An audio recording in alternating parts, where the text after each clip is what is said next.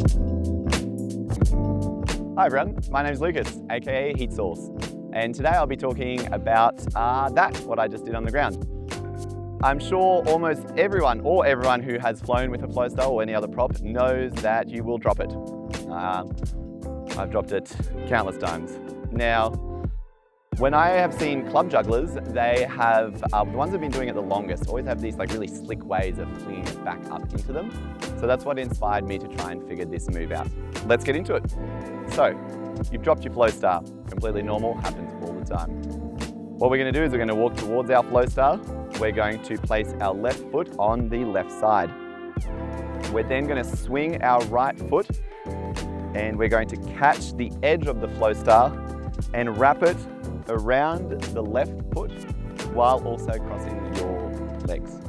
So it looks like this. From here, it's actually a pretty straightforward motion. It will feel somewhat intuitive, but just to break it down, you're now going to tilt your foot, lift it up, and grab it in your hand. I would almost recommend doing this very slowly. Not almost, I do recommend doing this very slowly. Boom, boom, and just get a feel for how to bring it up to your hand. As soon as you only need to do that like once or twice. Once that feels pretty comfortable, try and do it all in one motion.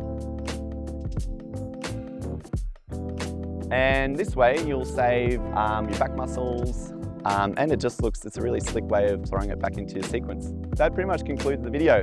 Very small but simple trick that will definitely wow your friends.